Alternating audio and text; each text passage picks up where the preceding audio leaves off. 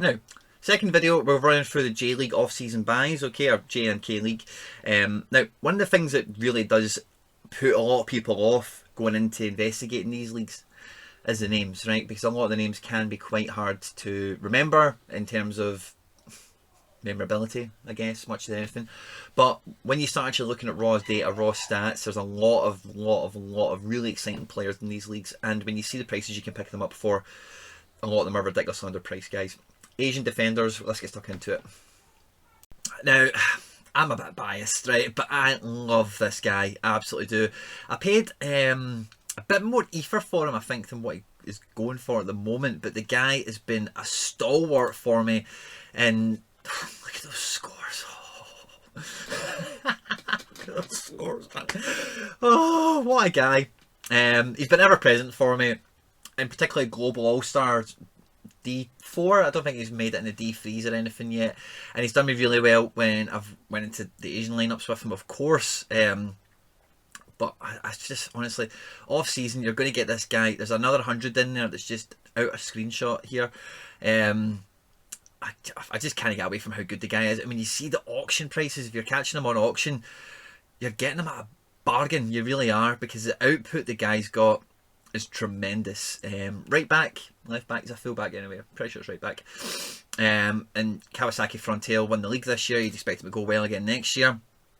And yeah, what's not to like about him? Now, I got this guy as like a tier 2 reward or something like that. Maybe even a tier 3. Didn't know anything about him. I'd never heard of him before, and this guy has quickly became one of my favourite rewards. I think I said in a Twitter thread to somebody, I think it was Willie, that this guy was my favourite reward because under 23s, the guy has been brilliant for me. Look at his scores. Again, another fullback, Gamba Saka, top 4 team in the J League. And for a young up-and-coming fullback, his scores are there to be seen. You know, very credible, very, very strong. And having 100 on your roster, in terms of what you've hit out in the past, is great. And again, the sort of prices, even in the secondary market, is very fair compared to what you get at auction. I was quite lucky. I don't think he's going to be under 23s next season. Just looking at him now, looks to be 24. But in any case, when you look at what your main's doing at, what did you see, 26 or something? This guy's 23, and you'd expect with time that he develops into that kind of level. And for the fraction of the price that you're going to pay for him, yes, I am biased because I do own him and I've experienced those scores for myself to my benefit. But again, the price you're picking him up for, I think, is mad. This is the last guy from our portfolio I'm going to put into this, right? Again, I'm mega biased, but Takuma Ominami finished the season really well. He didn't play too much, but when the J League, initially anyway, but when the J League first came out, when I did my stats and I was like researching around, he was one of the first defenders that I earmarked to buy, and I got him like dirt cheap. I think I paid like £8 for him, £6 or something like that, and you can still get him super cheap. He's been under the radar a little bit because he did have a lot of DNPs early on, but as you can see when he is playing, even though Kashiwa didn't actually do, I say Kashiwa Racel, he didn't do too good this year. They've lost Alonga, of course, but this guy at the back has been really solid, and this is from centre back. He's getting these scores, you know. Fair enough that there's a clean sheet in there most likely, most often than not, but he's getting in a lot of passes and long diagonals, long. The stat that stood out for me when I earmarked him, I think, was accurate long balls.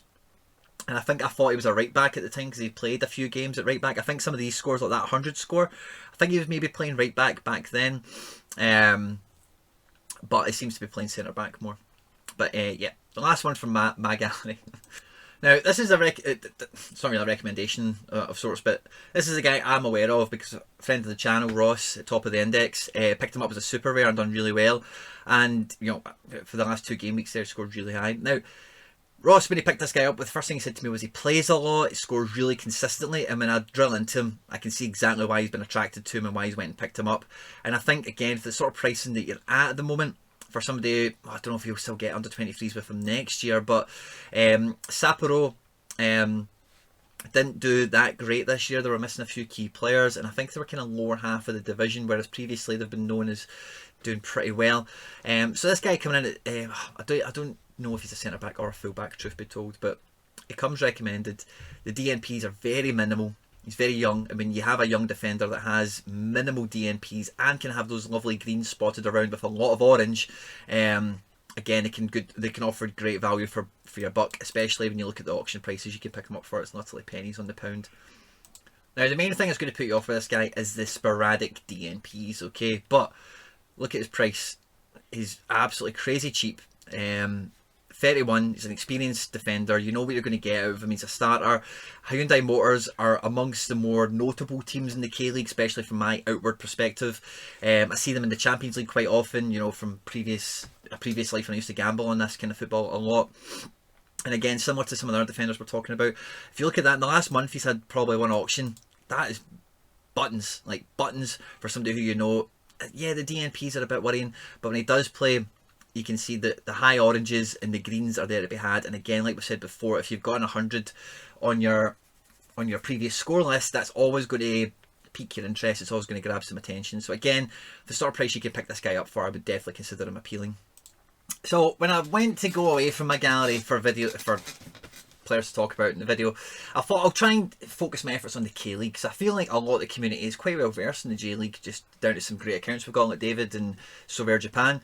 And this guy really popped out to me as being good bang for buck. There's not been any of them auctioning recently, so you're probably limited to secondary market options only. But at 29 years of age, the blue, is it Blue Wings? I forget their name. But the scores are really solid, really steady. And again, the sort of price we're looking at, again, I feel like I'm a broken record. I'm saying the same thing for a lot of these guys, but there's a lot of value right across these leagues at the moment because they're not in the spotlight. And it's a big thing that excites me about any kind of trading aspect involved in any of the platforms that the channel gets involved in, is buying things when other people aren't looking at them. That's when I feel I'm getting the best price, I feel I'm getting the best deal, and ultimately it gives me more power to exit later on because I've got such a high leverage on the potential profit margin. And at 29, again, like we said before, yes, the Blue Wings, you know, prime of, you know, a defender, you're generally looking at 27 to 32 being the best years of their career, generally speaking, and this guy's right in the middle of that at 29. The DNPs, yeah, they're there. Again, it'll be rotation and the usual stuff. It doesn't seem to be as prominent as we've seen in one or two of the other kind of gambly picks.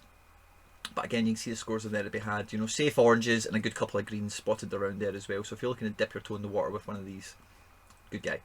Now, this guy at the moment doesn't have any for sale, so you'll be putting this guy in your favourites and watching out for him. But as you can see straight away with those green scores, this guy's good. This guy's good. He's at kind of Mickey Yamane level in terms of the green scores he can put out. He's got 100 potential in him as well.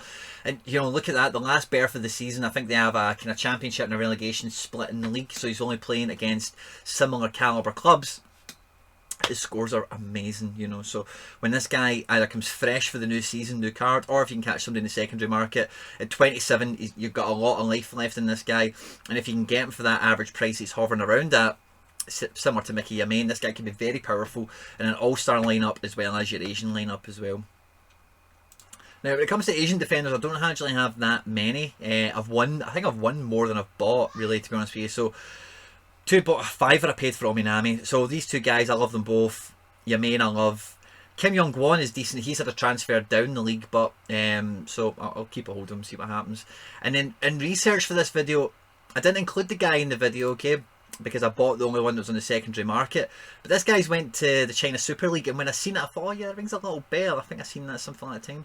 But look at his scores. He's only played 6 games in China, and his scores have been brilliant. If you can find this guy on the secondary market, from what I can see, I would recommend it. He is 32, as you can see from his age there. He's not 30 as advertised on the card, because the card's a little bit out of date now. It's last season's, etc, etc, etc. But if you've got somebody who's playing in a league like the China Super League and they can hit the scores like this guy's hitting, then it's a lovely differential, because he's out of circulation at the moment. There's a limited quantity of him. And if you've got a defender, look at that, you know what I mean, just, he's only had 6 games and all 6 of them have been in this calibre of, also there's only 5 here, of scores. So anyway, point being, so I don't have that many Asian defenders, because I plan on having an Asian lineup, and then I like some of them, like the Takao and the Yamane, to actually come in to bolster my global all-stars on occasions, you know. So I'm really looking at my Ominami, my Machida, and probably the Sunjic to be my Asian defenders, if you like, for the actual region itself. If you've enjoyed the video, guys, make sure you like it, subscribe, retweet, blah blah blah, all that good stuff. Stay out of trouble, and I'll catch you on the next one. Take care, bye bye.